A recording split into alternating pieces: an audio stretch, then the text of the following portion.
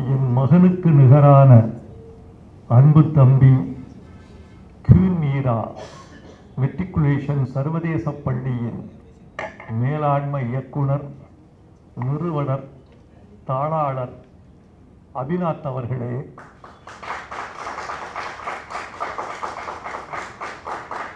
இந்த இனிய விருதுக்கு மூலப்பொருளாக திகழும் என் அருமை நண்பர், இசையமைப்பாளர், கலை மாமணி அனில் சீனிவாசன் அவர்களே,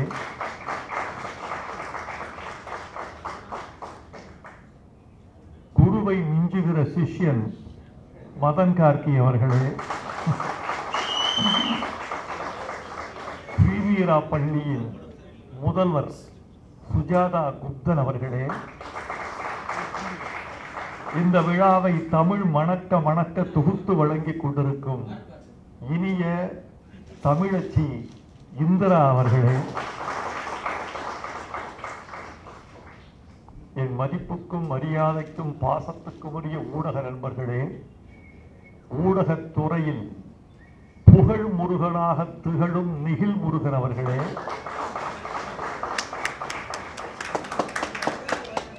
அருமை நண்பர் வையாபுரி அவர்களே, உங்கள் அனைவருக்கும் எனது அன்பான வணக்கத்தை தெரிவித்துக் கொள்கிறேன்.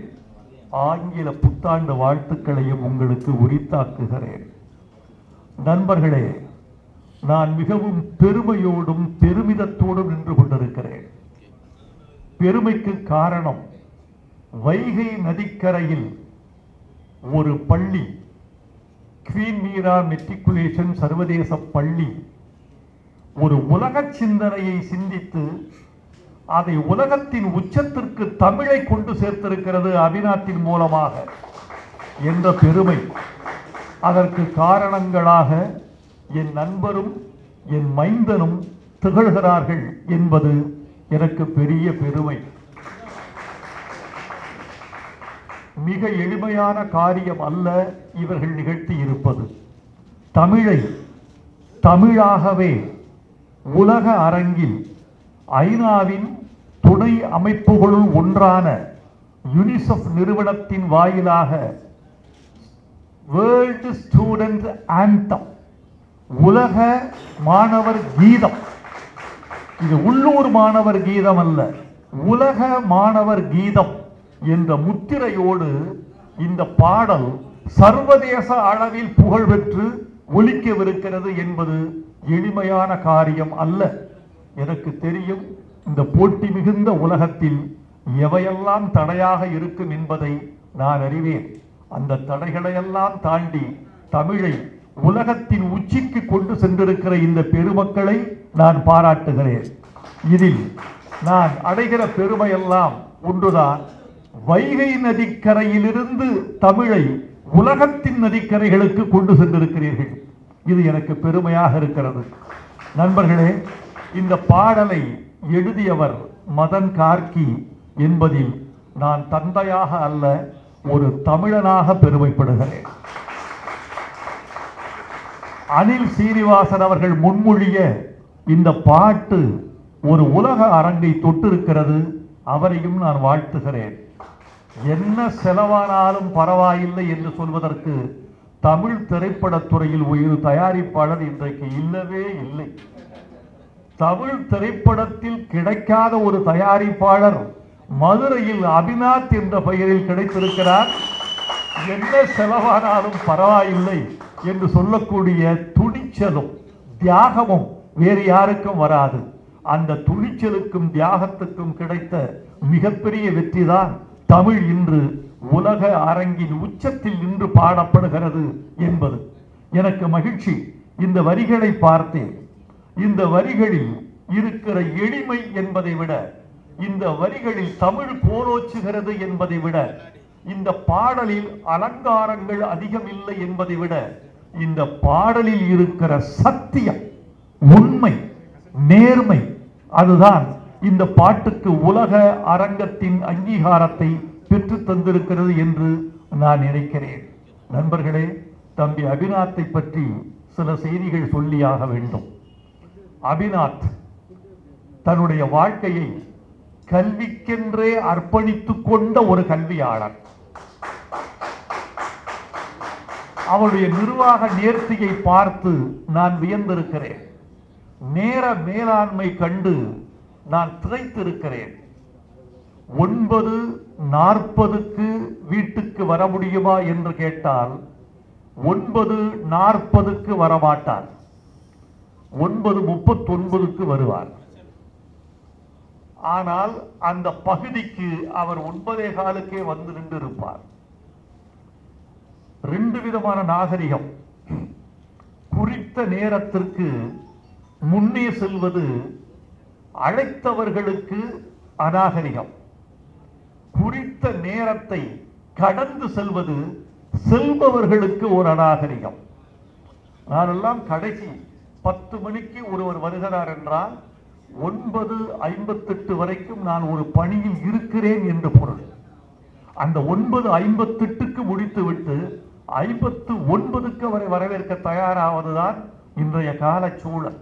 அதனால் 9:30 மணிக்கு அங்கே சென்று இருப்பது ஒரு வகையான வன்முறை என்று நினைப்பேன். அந்த வன்முறையை ஏற்படுத்திவிடக் கூடாது. இவர் என்ன செய்வார்? 9:15க்கு அந்த பகுதிக்கு வந்து விடுவார். வந்துவிட்டு 9:38க்கு கதவை தள்ளி 9:39க்கு காட்சி அளிப்பார். இந்த மேலாண்மையை நான் மேல்நாட்டில் தான் பார்த்திருக்கிறேன். தமிழ்நாட்டில் அப்படி கடைபிடிக்கக்கூடியவர் ஆகினார். அவர் கல்விக்காக தன் உடலை, உழைப்பை, உயிரை, தன் பணத்தை, தன் வாழ்க்கையை அர்ப்பணித்துக் கொண்டிருக்கிற ஒரு இளம் கல்வியாளர்.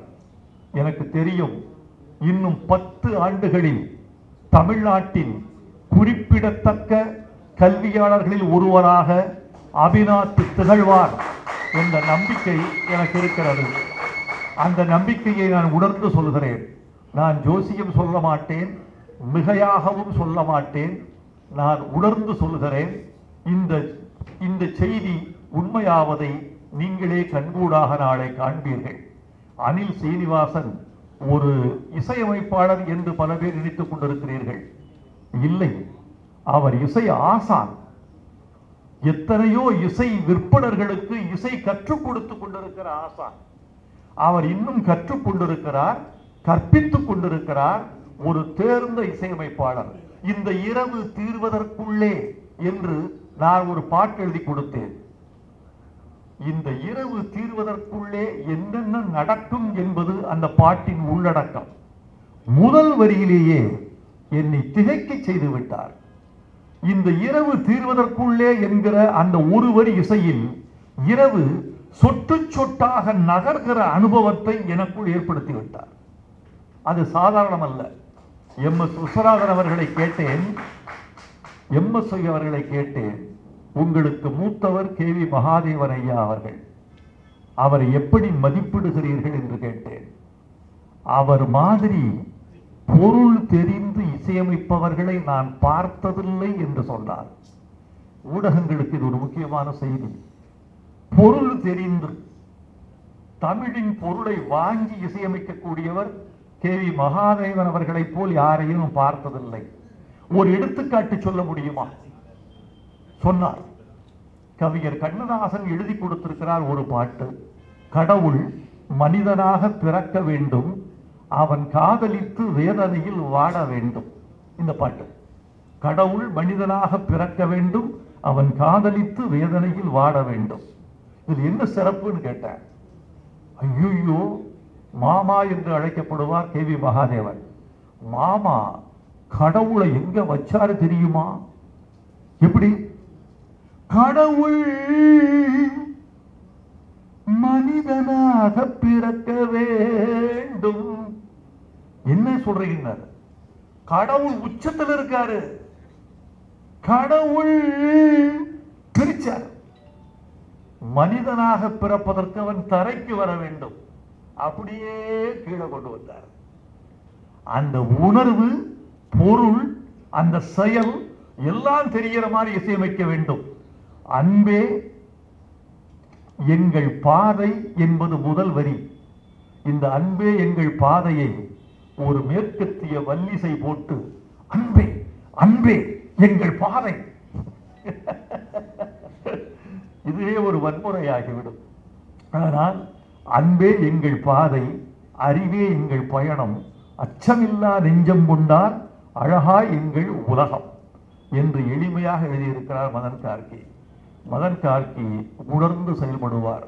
எந்த இடத்தில் விஞ்ஞான சொற்கள் இட வேண்டும், எந்த இடத்தில் இலக்கிய சொல் பெய்ய வேண்டும், எந்த இடத்தில் எளிமையை கையாள வேண்டும், எந்த இடத்தில் பொருள் புரியாத வார்த்தைகளை போட வேண்டும், எந்த இடத்தில் பொருள் புரிகிற வார்த்தைகளை போட வேண்டும் என்று எழுதியிருக்கிறார். நண்பர்களே, இந்த வார்த்தையில் எதுவுமே புரியாதது இல்லை. எல்லோருக்கும் எல்லாம் புரிய வேண்டும். ஏன் தெரியுமா? குழந்தைகளுக்கான பாட்டு.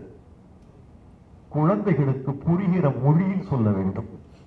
குழந்தைகளுக்கு புரிகிற வார்த்தைகளை மீண்டும் அவர்கள் நாவில் உச்சரிக்கக்கூடிய வார்த்தைகளை இட வேண்டும். அதனால் இந்த பாடலை குழந்தைகள் மொழியில் எழுதியிருக்கிறார் என்று நான் கருதி மதன் கார்கியை பாராட்டுகிறேன். நண்பர்களே, மரஞ்செடி கொடிகள் போலே, பூச்சிகள் பறவைகள் போலே, விலங்கினம் மீனினம் போலே பிறந்தோம் பூமியின் மேலே. இதற்கு முக்கியமானது, இயற்கையின் பரிணாம கொள்கை மாறாமல் இந்த 4 வரிகளும் இருக்கின்றன. நண்பர்களே, மகனை பாராட்டினார் வைரமுத்து என்று நீங்கள் செய்தி போட்டு விடாதீர்கள். இன்னொரு பாடலாசிரியரை ஒரு மூத்த பாடலாசிரியர் பாராட்டினார் என்று மட்டும் போடுங்கள். மரஞ்செடி கொடிகள் போலே, பூச்சிகள் பறவைகள் போலே, விலங்கினம் மீனினம் போலே பிறந்தோ பூமியின் மேலே. பரிணாமத்தினுடைய வரிசைப்படி எழுதப்பட்டிருக்கிறது. மரஞ்செடி கொடிகள் போலே, விலங்கினம் மீனினம் போலே என்றிருந்தால் அது பரிணாம பிழை. பரிணாமத்தின் வரிசை அந்த நிறையில் இருக்க வேண்டும் என்றுதான். முதலில் தாவரங்கள், பிறகு பூச்சிகள் பறவைகள், பிறகு விலங்கினம் மீனினம், பிறகு குரங்கு, பிறகு மனிதன் என்ற பரிணாம வரிசையில் இந்த பாடலை இந்த 4 வரிகளை எழுதியிருப்பதற்காக மதன் கார்கிக்கு டார்வின் சார்பில் நன்றி சொல்கிறேன். எங்கள் உயிரும் ஒன்றென்ற உலகம் காப்போம் நான் இன்று, கற்பவை ஏதும் நமதென்று பிறருக்காக தரத்தான் என்று. கற்பவையெல்லாம் நமக்கல்ல, பிறருக்கு தரத்தான். அறிவிதான் ஆகுவதுண்டோ பிரிதின்னோய் தன்னோய் போல் போற்றா கடை என்ற திருக்குறளை எளிமைப்படுத்தி பிள்ளைகளுக்கு சொல்லப்பட்டிருக்கிறது இந்த பாட்டில். மிக முக்கியமான ஒரு செய்தி. அறிவு என்றால் என்ன? அச்சமில்லாதது அறிவு, அச்சத்தை களைவது அறிவு என்பதுதான் உலக அறிஞர்கள் ஒப்புக்கொண்ட உண்மை. மனிதன் அச்சத்தோடு பிறக்கிறான், அச்சத்தோடு வாழ்கிறான். மிக முக்கியமாக அச்சமின்றி கற்க வேண்டும் என்ற ஒரு செய்தியை இந்த மன்றம் கவனத்தில் கொள்ள வேண்டும் என்று நான் கருதுகிறேன். காரணம், வகுப்பறை ஒரு அச்சம், பள்ளிக்கு போவது ஒரு அச்சம், ஞாயிற்றுக்கிழமை இரவில் தொடங்கி திங்கட்கிழமை விடிந்தால் பேரச்சம், ஆசிரியரை பார்த்தால் அச்சம், தேர்வை பார்த்தால் அச்சம், தேர்வு தாளை பார்த்தால் அச்சம், தேர்வு முடிவை பார்த்தால் அச்சம். இப்படி அச்சத்தை போக்க வேண்டிய கல்வி அச்சம் அச்சம் அச்சம் என்ற அச்சச்சூழலிலேயே வளர்வது என்பது என்ன நியாயம் என்று இந்த பாட்டு உலகை பற்றி கேட்கிறது. எனக்கு தெரிந்து பொய் என்பது ஒரு அச்சம். பொய் என்பதே ஒரு அச்சம்தான். அச்சம் உள்ளவன் பொய் சொல்கிறான், அச்சம் இல்லாதவன் பொய் சொல்ல மாட்டான். உண்மை சொன்னால் எனக்கு தீங்கு வரும் என்பவன் பொய்யை சொன்னால் பாதுகாப்பு என்று நினைப்பது ஒரு இடிந்த உலகம். அந்த இடிந்த உலகத்திலிருந்து, அச்சத்திலிருந்து, பொய்யிலிருந்து இந்த உலகத்தை மீட்டெடுப்பதுதான் கல்வி. அந்த கல்வி அச்சமற்று இருக்க வேண்டும், அச்சத்தை களைவதாக இருக்க வேண்டும் என்று இந்த பாட்டு உயர்த்தி பிடிக்கிறது. கற்போம், ஒன்றாய் கற்போம், அச்சம் விட்டே கற்போம், நிற்போம், நன்றாய் நிற்போம், உச்சம் தொட்டு நிற்போம் என்று இந்த பாட்டு முடிகிறது. இன்றைக்கு வாழ்க்கைக்கு தேவை, மாணவர்களுக்கு தேவை நம்பிக்கை.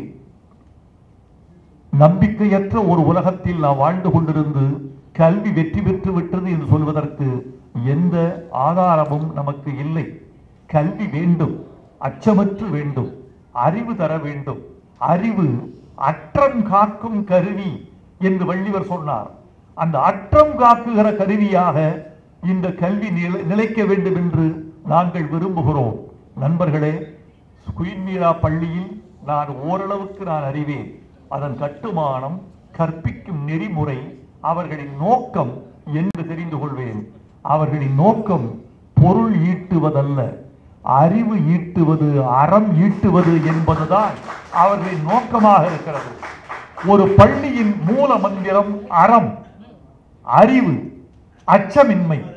இந்த மூன்று மட்டும் இருந்தால் இந்தியா உலகத்தின் வல்லரசாக திகழக்கூடிய நாள் தூரத்தில் இருக்காது. அது வரைக்கும் பொருளாதார வல்லரசு, விஞ்ஞானத்தில் வல்லரசு, ஆயுதத்தில் வல்லரசு, இராணுவத்தில் வல்லரசு என்பதெல்லாம் நிலைக்காது. உலகத்தில் எந்த வல்லரசு நிலைக்கும் தெரியுமா?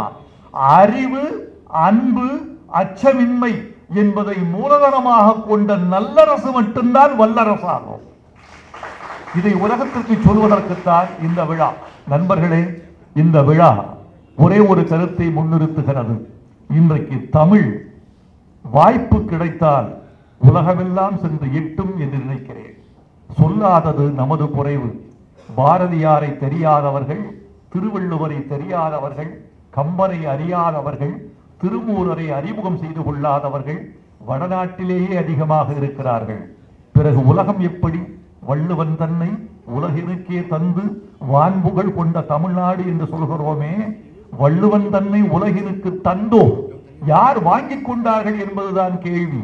இன்றைக்கு ஒரு பாடல் உலகத்தையே ஆழ்வதற்கு தமிழால் முடியும் என்று நிரூபித்திருக்கிறது. இந்த பாட்டுக்கு என் வாழ்த்துக்கள். பாடுபட்டவர்களுக்கு என் வாழ்த்துக்கள், பாடியவர்களுக்கு என் வாழ்த்துக்கள், இசை அமைத்தவருக்கும் இசைத்தவர்களுக்கும் என் வாழ்த்துக்கள். எல்லோரும் புகழ் வர வேண்டும், எல்லோரும் நன்மை வர வேண்டும். அபிநாத், உங்களை நான் பாராட்டுகிறேன். இதே ஊடக சந்திப்பை மதுரையில் நிகழ்த்தாமல் நீங்கள் சென்னையில் நிகழ்த்தி இருப்பதே உங்கள் சாமர்த்தியத்தை காட்டுகிறது. இந்த ஊடகம் சென்னையில் நிகழ்ந்தால் இது உலகமெல்லாம் சென்று சேரும் என்று நீங்கள் நம்புகிறீர்கள். ஒரு உலக பெருமையை இந்த குழுவினர் தமிழுக்கும் தமிழர்க்கும் ஈட்டி தந்திருக்கிறார்கள். ஊடக உறவுகளே, நீங்கள் இதை உலகுக்கு சேர்க்க வேண்டும் என்று உங்களை கேட்டுக்கொள்கிறேன். வாழ்க கல்வி, வெல்க தமிழ். நன்றி, வணக்கம்.